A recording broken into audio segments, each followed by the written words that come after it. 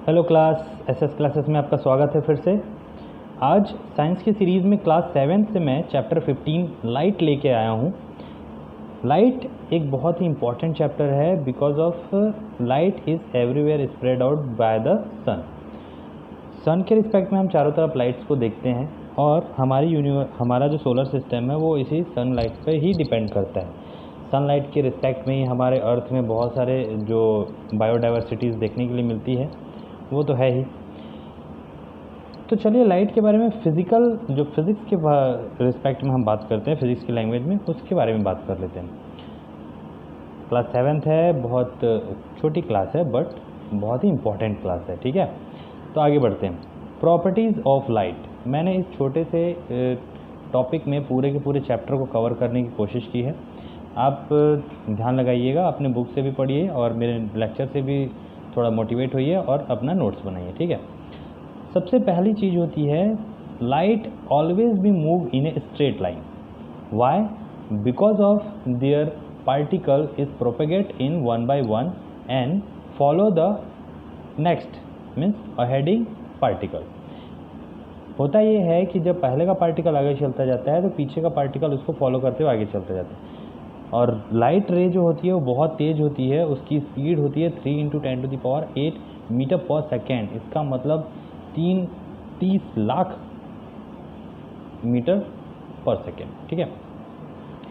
तो इतनी स्पीड से चलने के कारण इसको मुड़ने का टाइम ही नहीं मिलता और ये सीधे सीधे चलती है। इसलिए हम यहाँ देख भी रहे हैं कि मैंने एक प्रैक्टिकल लिया है, एक लाइट सोर्स बनाया है और कुछ होल्स करके एक पॉइंट्स बनाया है। तो जिसमें लाइट सीधे एंटर करती है यहाँ पर, फिर यहाँ और फिर यहाँ से सीधे निकल जाती है, कहीं भी बैंड नहीं होती है। सो इससे पता चलता है कि लाइट रे ऑलवेज भी move in a straight line. Second property है reflection of light. Reflection of light क्या होती है? लाइट रे जब किसी एक शाइनिंग पॉलिश्ड सरफेस पर टकराती है तो वो दूसरी तरफ निकलने की बजाय उसी मीडियम में रिटर्न हो जाती है, ठीक है। इससे क्या होता है कि लाइट रे जब इंसिडेंट होती है तब वह उस शाइनिंग सरफेस को पार नहीं कर पाती है, तो वो क्या करती है, अपने आप को रिफ्लेक्ट कर लेती है, ठीक है, जिसे हम लोग कहते हैं रिफ्लेक्शन ऑफ लाइट। बहुत ईजी है क्लास। नेक्स्ट आ जाते हैं। लाइट के रिस्पेक्ट में हम कुछ गैजेट्स देखते हैं। स्फेरिकल मिरर्स, ये दो टाइप के होते हैं, एक होता है कॉनकेव मिरर और एक होता है कॉन्वेक्स मिरर। इसमें जब हम इमेज की बात करते हैं तो कॉन्वेक्स मिरर जो होता है हमेशा एक वर्चुअल और स्ट्रेट इमेज देता है, बट उसी की जगह जो कॉनकेव मिरर होता है वो हमेशा रियल और इरेक्ट इमेज देता है। इसके लिए मैंने एक डायग्राम बनाया। देखिए, ये जो हम लोग सरफेस देख रहे हैं, अंदर की तरफ चिकना और बाहर की तरफ एक एरोज लगे हुए हैं, तो ये है हमारा कॉनकेव मिरर। लाइट रे जब इस पर इंसिडेंट होती है तो वो रिफ्लेक्ट हो जाती है कुछ ऐसा, और जहाँ पर से वो क्रॉस करके बाहर निकलती है वो फोकस होता है। कुछ और लाइट रे मिलेंगी तो वहाँ पर वो इमेज बनाएंगे, ठीक है। ये वाला जो पोर्शन देख रहे हो ये है तुम्हारा कॉन्वेक्स मिरर, जहाँ पर अंदर की तरफ पॉलिश्ड है और बाहर शाइनिंग सरफेस है। तो लाइट रे टकरा कर रिटर्न इस मीडियम में निकल जाती है, यहाँ पर ऐसा, ठीक है। बट जब इसको आगे बढ़ाते हैं तो कुछ यहाँ पर ये ऐसा पॉइंट मिलता है और यहीं पर हमारा इमेज भी फॉर्म होता है। फोर्थ और लास्ट जो इस चैप्टर को कंप्लीट करेगा वो है इमेज फॉर्म बाय लेंस। तो पहले ये बता दूं कि लेंस क्या होता है। लेंस दो स्फेरिकल ट्रांसपेरेंट सरफेस का एक कॉम्बिनेशन है, ठीक है।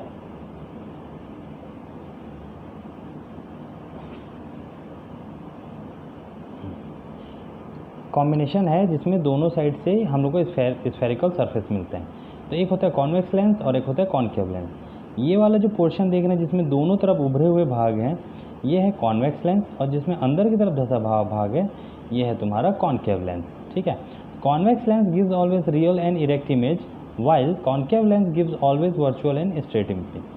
ये मिरर के रिस्पेक्ट में ये जो लेंस है वो अपोजिट देता है। इसमें कॉनकेव मिरर अगर रियल एंड इरेक्ट देता है तो इसमें कॉन्वेक्स जो होता है वो रियल और इरेक्ट देता है। सेकंड, मिरर में अगर कॉन्वेक्स मिरर अगर हम लोग को वर्चुअल और स्ट्रेट इमेज देता है तो यहाँ जो ये पोर्शन दिख रहा है कॉनकेव लेंस वो हम लोग को वर्चुअल और स्ट्रेट इमेज देता है, ठीक है।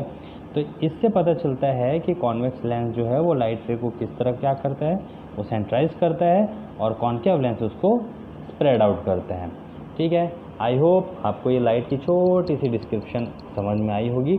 अपने बुक से भी मिलाइए, एनसीईआरटी के बुक से, मेरे नोट्स का भी यूज़ कीजिए।